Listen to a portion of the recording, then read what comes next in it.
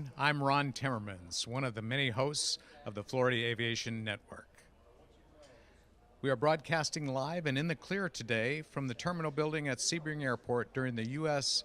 Sport Aviation Expo 2019. This is the 15th annual Sport Aviation Expo, and we're pleased to be here.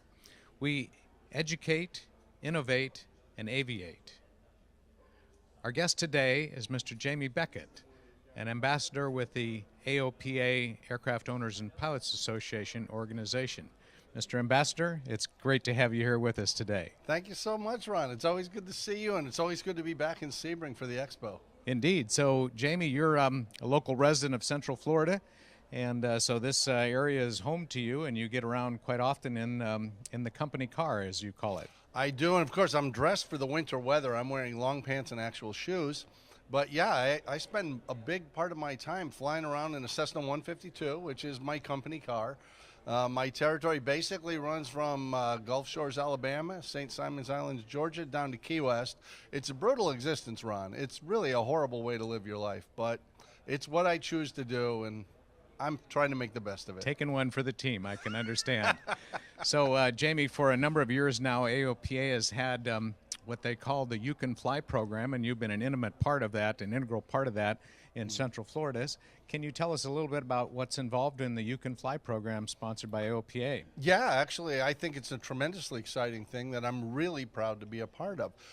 When Mark Baker came in as president of AOPA, and he worked very close with Katie Pribble, basically they thought pilot population has been on a downward trend for a number of decades. Something has to be done to turn that around, and some way of getting people involved in aviation for the long term, as we were able to do earlier in our lives. So the You Can Fly initiative came along, which basically allows us to help people form flying clubs, helps us work with flight schools. We get to get high schools involved with aerospace programs. Sorry about that. And so the kids can be exposed to aviation in a meaningful way. And as you know, we get to do the Rusty Pilot program. For people who have been out of aviation 10, 20, 40 years, can come and sit through a program that they involve themselves in, and they really are back up to speed, confident and competent in a very short time and back in the left seat. So three very distinct parts of the You Can Fly program, and it's an exciting initiative. You mentioned first, I believe, the flying clubs, and so tell us, have you had some successes here in your southeast region about starting new flying clubs, and how does that work? As a group, we've been tremendously successful. AOPA has helped folks out in the field create more than 100 flying clubs since we've started this initiative, which is really terrific. But here in Florida, we've got dozens that have started, and just before this program started over here in the hallway, a gentleman popped up because I'll be teaching a flying club seminar later on this afternoon, 2 o'clock in Forum Tent number 2. And he had seen one that I did in Gainesville a year or two ago. And this is a real comfort to people, where they realize it's okay if you don't know how to do it right off the bat. It's okay. This is a process. And there's myself, and there's 4 other ambassadors out across America, Pat Brown in Texas, Kay Sunderum in Southern California, Norm Eisler up in New England, and we've got Andy Miller in the Midwest. If you want help putting together a flying club and you just don't have a clue how to do it, or if it's a good fit for you, we're more than happy to talk to you on the phone, work with you on email, visit you in person, help you raise the population of your club, do presentations. Whatever we can do to facilitate your dreams coming through in GA, we're there. So you're a great resource then for people wishing to form a flying club, or at least explore that possibility. I heard you speak with the gentleman earlier before this interview. He's interested in starting a flying club, I believe, in the Fort Myers area, and you had suggested that they get the club organized first and then secure an aircraft for the club. Very often people have the order of operations backwards, and it's through no fault of their own, but they think I need an airplane to have a flying club. The reality more often is you need a flying club to get an airplane, because your problem is you can't justify the ownership individually of an airplane. But if we can band together 8 or 10 or 15, however many people, all of a sudden the cost starts coming way down. It's relatively easy to start a flying club, and you just go through some steps, and I belong to one myself. It's tremendously gratifying. I really enjoy it. And you know, I've got a farmer in my flying club, and I've got a former Navy pilot. And you get this amazing spectrum of people who are really interesting It's one of the highlights of my career. I love it. I'm glad to be in one. I'm happy to help people start them.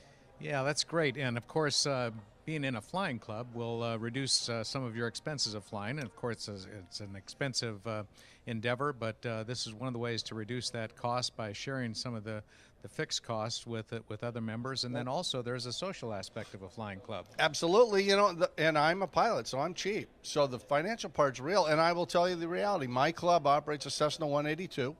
We have an executive hangar with an air-conditioned bathroom and a bar and a stocked refrigerator and a grill and a widescreen TV and a couch that is awesome for taking naps. And that costs me $200 a month, less than a T hangar at the same airport. So that club atmosphere gets me a better airplane than I could justify otherwise, and I can't rent a 182 where I am. Much more enjoyable surroundings, and we get together and pull out the grill and cook up some hot dogs, and we just have a great time. So that social part and the financial part, they go hand in hand, and it really works out beautifully. Indeed they do, and I've had the pleasure of visiting you at your flying club in Winter Haven, and I can attest that the hot dogs are great off the grill, and the liquid refreshments are good as well, so that's great. We try. That's great, yeah. All right, so going back to the other parts of the You Can Fly program, you mentioned some inroads you've been making locally with high schools and focusing their education on aviation and some successes you've had there. Tell us some more, Jamie. Yeah, ALPA has put together a STEM aerospace curriculum, which is available to any high school anywhere in the United States for free. It costs nothing. We even do training. If you can't come to the You Can Fly Academy in Frederick, Maryland, we can do training through distance processes using the internet. It's a really great thing. We started out with about 20 high schools that beta tested it, made sure it was really working well. This second year, we've gone up over 80 high schools that are involved. Tomorrow evening at the dinner here, Cindy Hasselbring, who runs that portion for ALPA, will be here speaking about it. But there's 5 high schools in Florida who are doing it. And one of them just down the road here in Lake Placid. It's a really exciting thing. These high school kids are going through this program. Their lab is right here on the field in Sebring over at the EAA chapter building. They're building an air cam for Story Musgrave, the astronaut. And I'm not even sure all these kids understand who this little old man walking through the hangar is. But I have a feeling when they find out, they're going to be pretty impressed that they helped build his airplane and learned a whole lot of great skills in the process. Yeah. So the curriculum that AOPA has developed for high school education is what, a ground school for young people in high school? It deals with pilots and it deals with drones, and it does allow you to get your private pilot written out of the way during high school. It provides a great basis, but it does a whole lot. You build a wind tunnel. You start to understand aerodynamics and aviation and how it works, the military, commercial, general aviation. It provides an introduction, and where I think this is really going to be important, Ron, in the long term, this is going to enable thousands and thousands of high school kids who are starting to think about what might my career be. They're going to start to be exposed to aviation in a meaningful way and network and make connections so that if they choose to do it as a hobby, if they choose to do it as a career, they're set. They've already started the process, and it costs them nothing. Yeah. So I think this is going to be huge in the long run. I'm really excited about it. I'm certain it is. And so they'll allow young people to build a foundation in aviation education and knowledge, and then get experience that coincides with that later on. Well, that's a great big effort and a big innovative effort on the part of AOPA that will go a long ways towards alleviating some of the pilot shortage that we hear so much about now, getting young people interested in aviation. I have a friend who is a high school teacher in southeastern South Dakota that has been working with his industrial arts class for the number of years, and he's been doing some foundation aviation foundational knowledge projects. They even built an airplane one year That's great. And flew it. And so it was tremendously fulfilling for the young people. There's actually a real hunger and thirst for aviation knowledge among a number of young people, and I think Agreed. as pilots we can stoke that, either being part of the AOPA effort or being just a pilot trying to interest young people in aviation. Well, one of the great things for a kid is the way aviation works is perfect for a mentoring program, because you're automatically going, you meet a flight instructor, and that flight instructor might be a 20-year-old kid who's working his way up. It might be a retired military pilot, it might be a retired commercial pilot. The airport is one of the few places where a 16-year-old flight student can be a peer with the bank president who happens to walk down, because you're both flying, you're both doing the same thing. All the normal social hierarchy is gone at the airport. we're just flying. So we're just getting the plane fueled. We're just pre-flighting. That does an enormous amount for a kid's self-confidence, where I'm welcomed into this community as a participant. It's not a favor. I belong here. That's a great thing. It is, and it also improves their self-esteem, which is another important thing for young people. I've often said that when people tell me, you know, flying is now just older people in the cockpit because young people can't afford or aren't interested in aviation. Well, I think you and I as pilots have a lot to do with that, and we can turn that around by engaging with young people and encourage them to fly, offering them opportunities to fly with us, getting them involved in high school education and the like, and supporting their efforts as young people in aviation, keep them interested and keep them coming along as pilots. Well, we talked earlier, both of us are CFIs, and we have that interesting experience. We get to take people on their first flight, and it is part of what I do for AOPA. We call them familiarization flights. But one of the things that's really great is people generally misunderstand and think they're going for a ride. And I do the CFI thing, and I talk to them, and we brief before we leave the hold short line. And I have them follow me through on the takeoff. But by 200 feet, my hands are off to make it very clear. You're flying this plane. I'm not. Really? Do you have a recent example?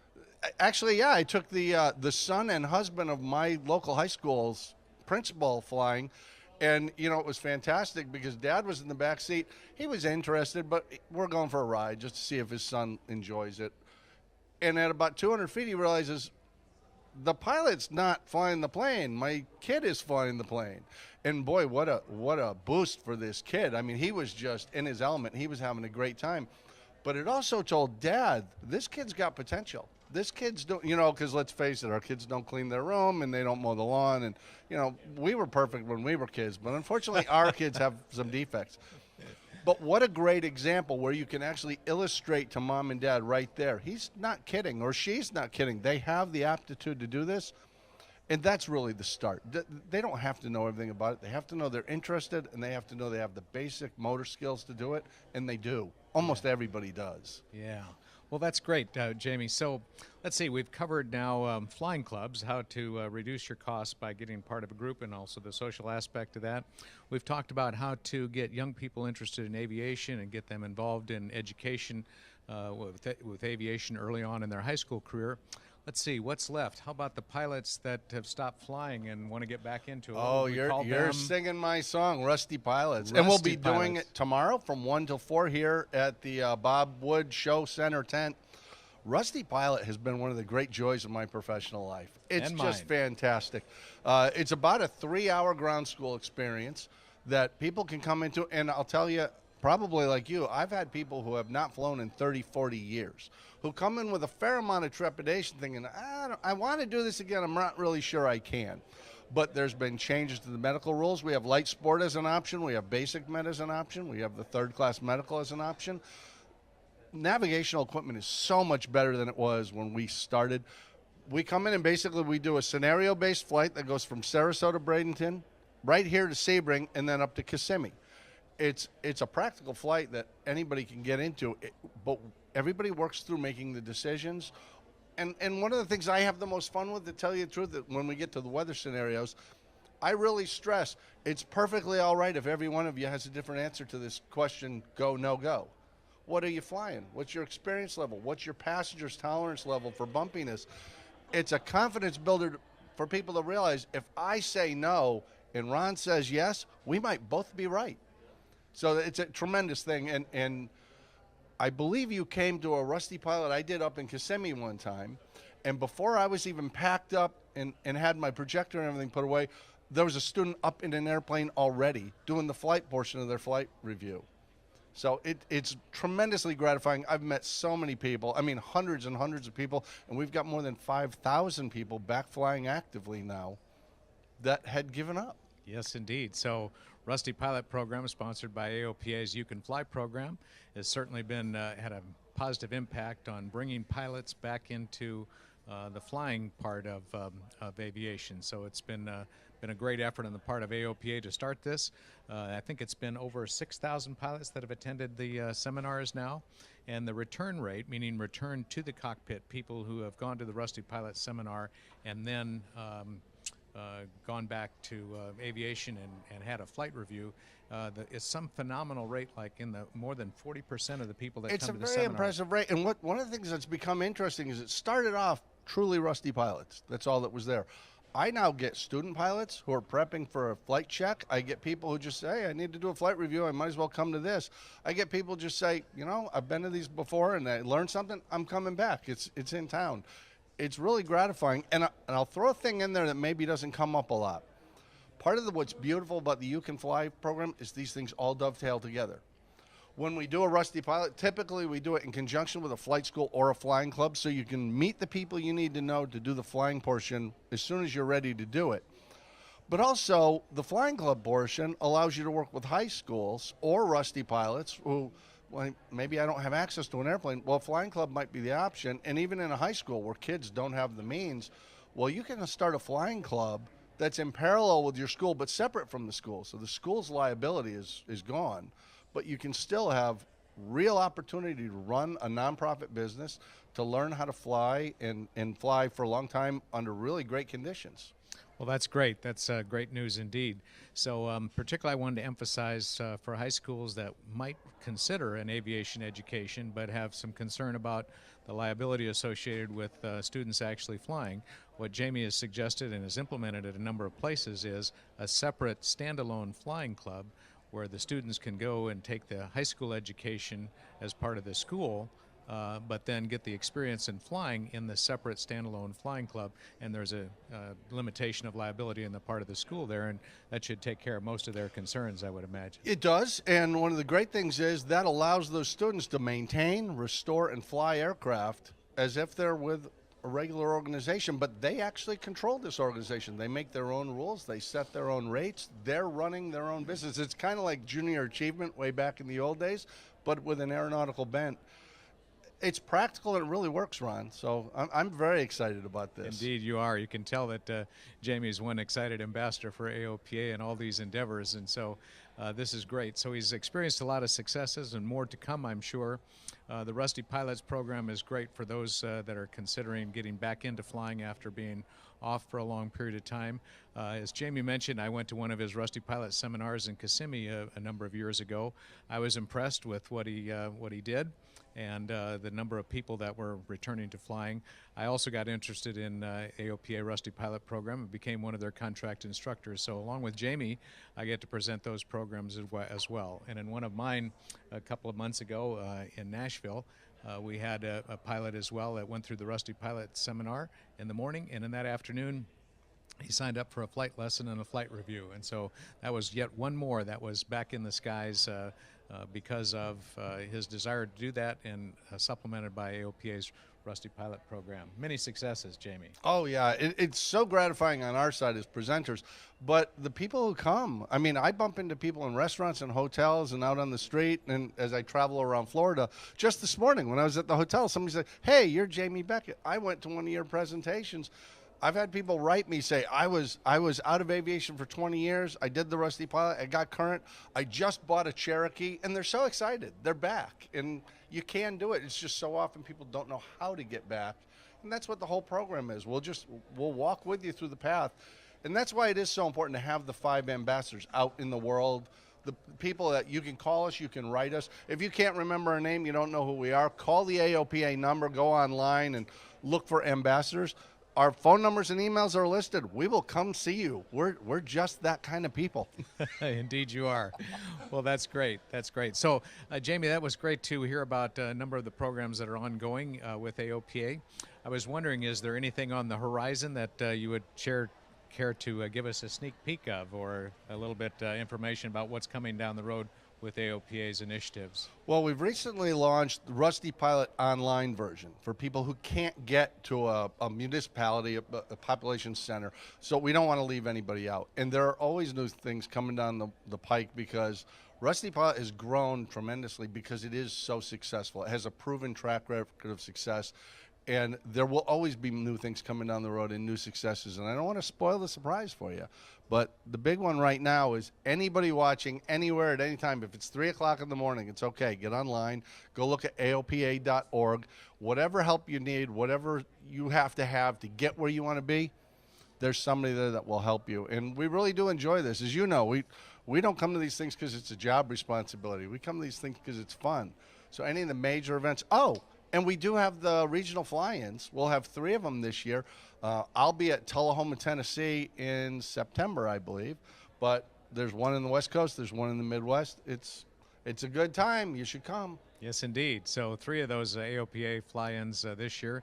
Last year they had a number of them regionally around the U.S. as well, and they were well attended. Great success, and this year will be the same. Have you been to Tullahoma before? I have never, and this is going to be really exciting for me.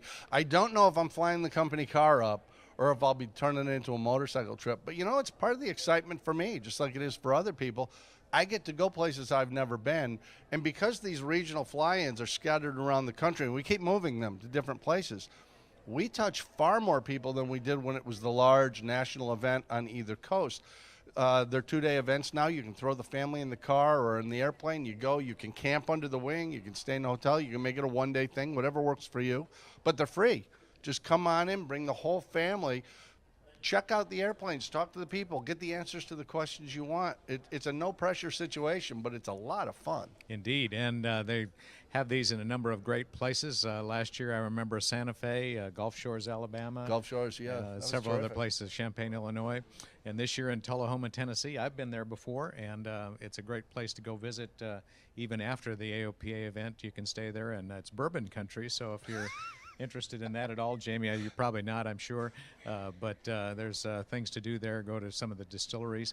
And right at the airport, there's the Beechcraft Heritage Museum, where I've attended a number of times. There's a great, beautiful display of vintage Beechcraft, Bonanzas, Barons, Travel Airs, Stagger Wings, and the like, all in one building that you can see, and it's just a tremendous event. So that'll be another thing you can do if you stay an extra day or so. I am absolutely looking forward to it. Yeah, that's great. So how long have you been with AOPA, Jamie? This is my 5th year, and I was the first guy in on the You Can Fly program. I'm incredibly proud of it. This has just gone so well, beyond my wildest dreams. And I think maybe that's the important part, Ron. This was a great idea, well implemented, expanded on as the opportunities presented themselves. And because everything dovetails, everything leads to something else, this really is for the long term. It's making a real difference in aviation. Last year, not just because of AOPA's You Can Fly, but certainly we played a role. Last year, for the first time, the pilot numbers went up incrementally instead of down. So I think we're on a winning path, and the ability to get those kids in, the ability to get people who are lapsed, rusty pilots back in, the ability to show people how they can be in a flying club and afford to be in aviation for the long term. This is also gratifying. I really enjoy it, and just like you experience, when we walk around here, people come up and they thank us. I didn't know I could do that. I wasn't aware that was a possibility. I didn't know the FAA allowed that. That's a great thing. And now they have a resource, and, we hand out business cards. I give out my phone number all the time. Call me, write me. It's okay. Yep. Always have time to speak with someone about aviation or aviation-related topics. That's great. I do the same thing as well and get far too many phone calls. Not far too many, but I get a lot of phone calls and emails and the like, and I always enjoy interacting with people, making new friends. Aviation has that ability to, as you were talking about earlier, kind of level us all out, depending on how many, depending on what your background is, educational background, what your financial wealth is. Aviation kind of brings us all together and gives us all the same level of esteem and the like. It absolutely does. And if we have time, I'll share a story with you about why that's important. We're running close on time, but please tell us quickly. 2 people in my flying club. One's a retired Navy pilot, used to fly off ships. One's a 17-year-old girl just soloed. The Navy pilot is the far more experienced, highly trained individual, but he's never flown out of a non-towered airport. So he's sitting at a picnic table talking to this 17-year-old girl, and she's explaining to him how to operate at a non-towered airport. What do you think that does for her self-esteem? He's learning something he needs to know, and she just realized, I'm important. I know what I'm doing. Indeed. This is a great thing. It is. It is. Well, that's wonderful. And on that note, Jamie, thank you so much for being with us today to tell us about AOPA, your program as an ambassador, and what you've been doing with the You Can Fly program.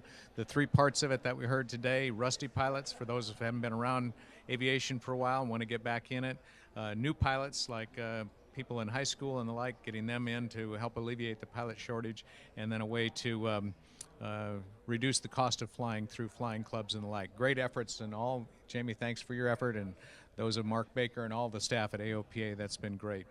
So this is it for this particular interview. I wanted to thank you for joining us. I'm Ron Timmermans, one of the hosts with the Florida Aviation Network. It's been my pleasure to introduce you to Jamie Beckett today, and I will look forward to seeing you the next time.